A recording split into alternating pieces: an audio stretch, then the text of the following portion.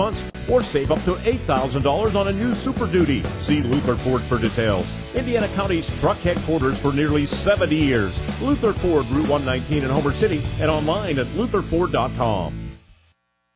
Bob Casey supported sanctuary city policies that let criminal illegal immigrants onto our streets instead of deporting them. Casey voted over and over again to fund sanctuary cities, making our neighborhoods less safe.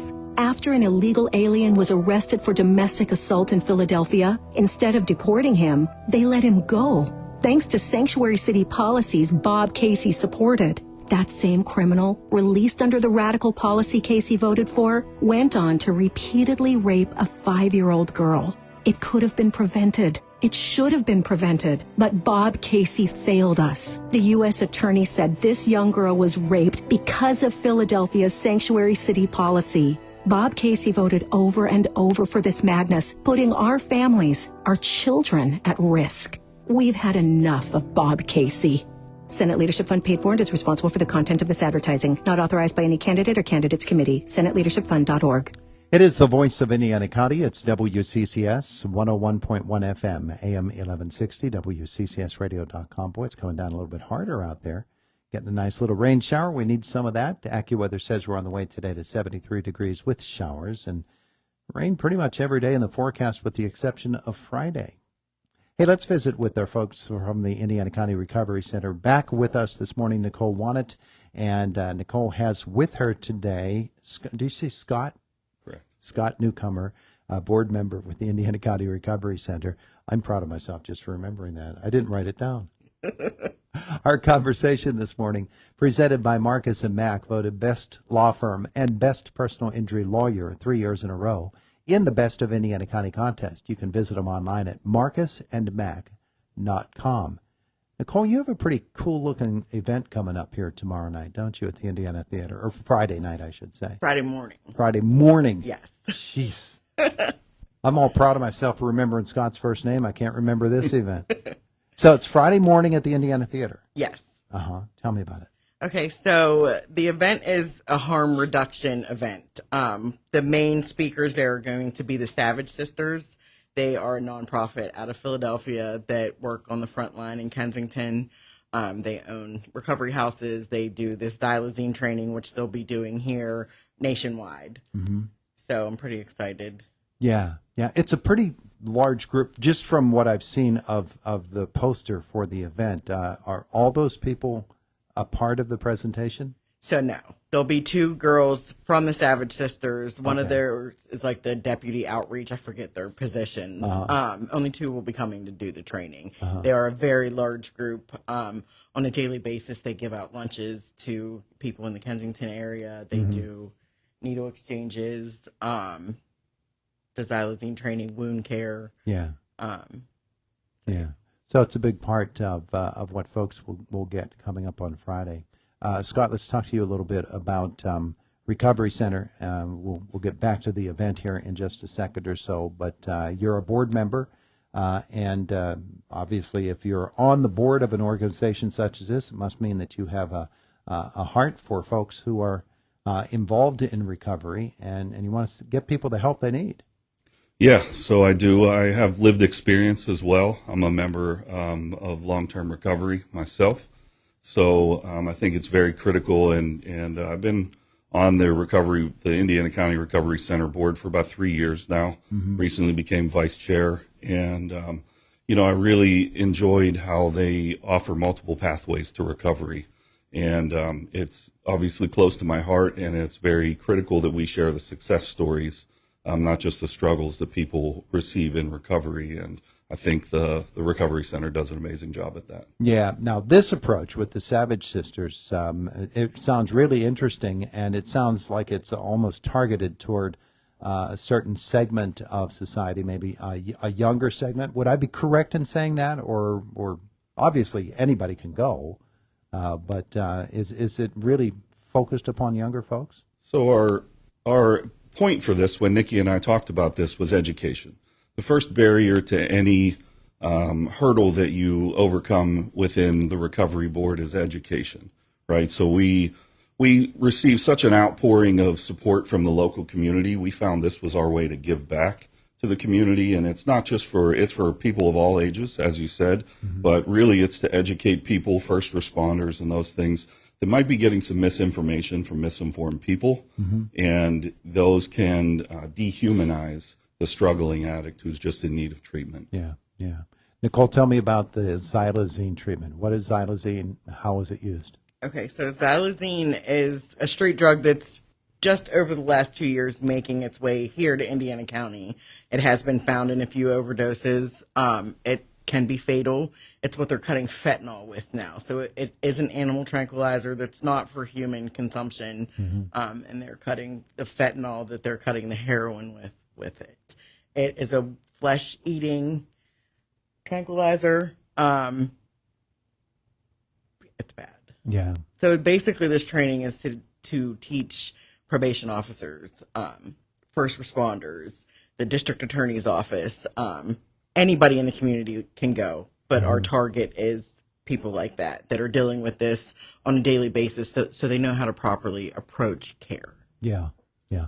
A part of that has to be the actual handling of the drug, because if you come into contact with it, obviously it can affect you. I'm not really sure about xylazine, and that's a big part of why I want to do this training. They do offer test strips for the drugs to test them to see if it's in it, so they have the option to not use it. Scott can maybe answer that a little bit better. So we're hoping to get more educated. I'm hoping to get more educated Friday ourselves, but there has been some misinformation floating around in the public eye, not just in our community, but in all communities about the inhaling of things like fentanyl and xylazine. And I don't believe it's as fatal as people believe it is. I think you deliberately have to inject it or ingest it into your body in specific ways for it to become fatal. But I'm still very uneducated on it myself, which is why Nikki and I paired up to bring this specific agency in. They deal with this on a daily basis in a very deliberate open-air drug market in Philadelphia, which is where some of the drug supply in Indiana County comes from. So we're hoping to get more educated on it as well. The event itself is from when to when? The doors open at 8:30 on Friday morning. It will be from 9 till approximately 12:30. There will be another speaker that's a big advocate for harm reduction. His name's Tim Phillips. He's from Westmoreland County. He works with their drug coalition board there. So it depends on how long they take, but the specific xylazine training is about 2 hours. Have people been invited? Is it something that they have to have pre-registered for? I originally did ask for some RSVPs because we're going to have light refreshments, breakfast refreshments, that kind of stuff. So I wanted an estimate, but no, it's free to anyone that wants to come. They can walk in. They didn't have to RSVP. But you have been obviously in contact with the various agencies that might have an interest in something like this. Yes. Yeah. Yes. All right. So that is happening. The second part of the event, let's talk a little bit more about that. After the xylazine training, what did you say is going to be happening? So it's before, actually. Tim Phillips will be the opener. Scott doesn't know that yet, but he's going to be emceeing the event. Hey, Scott, by the way. That's right. what are you doing on Friday morning about 8:30? Well, I planned on being there anyway, so any chance to serve would be an honor. So Tim will just give an introduction on the importance of harm reduction, because there are, biased views or views against it. So he'll be the opener. Define that for folks, harm reduction. So harm reduction, how would you define that? So there's a lot of different ways to do it. I mean, you could see even treatment as harm reduction. Basically, treatment is a softer way, or harm reduction is a softer way to introduce the addict to recovery in some pathways, or to reduce the amount or potential for fatality. So it could be things from testing the drugs, showing them how to use test strips. In some larger areas like Pittsburgh and Philadelphia, it includes needle exchanges, things where we realize that we're not going to just completely stop the use of drugs.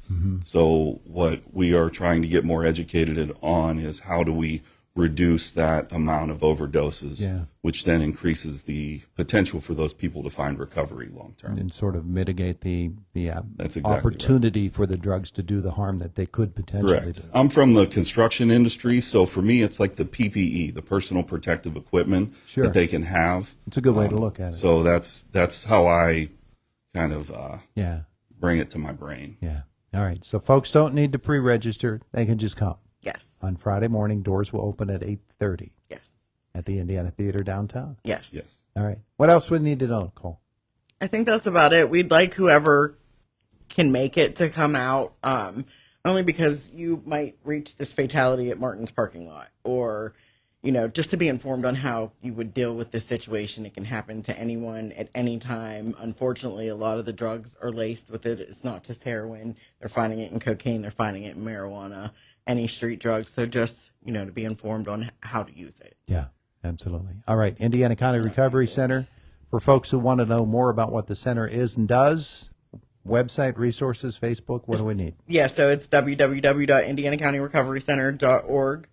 The Facebook page is Indiana County Recovery Center. We are located at 574 Philadelphia Street, Suite 201, second floor above Fox's Pizza. We can be reached by any of those. The email is recoverycenterindianacounty@gmail.com, and I'm there Monday through Friday from 9 to 3.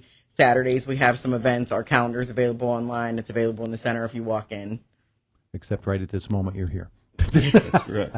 We're going to send you back to work. Yes. All right. Thanks so much for both of you for coming in today. Appreciate it. Thank you for having me. Appreciate the time. It is the voice of Indiana County. It's WCCS 101.1 FM, AM 1160, WCCSradio.com. Boomer Sports on the way, a couple of moments away from now. Money Matters next with Aaron Real, and saving you money. Here's Hillary Barsky. Saving you money, I'm Hillary Barsky. Who doesn't like freebies? And your birthday can be a great time to score free treats from restaurants and retailers, according to NerdWallet. In order to score promotions, you'll need to provide your email address and information by signing up for rewards programs ahead of this special occasion. Birthday freebies span many categories, but the most popular is food. Like at Chili's, you can grab a free dessert on your birthday when you sign up for My Chili's Rewards.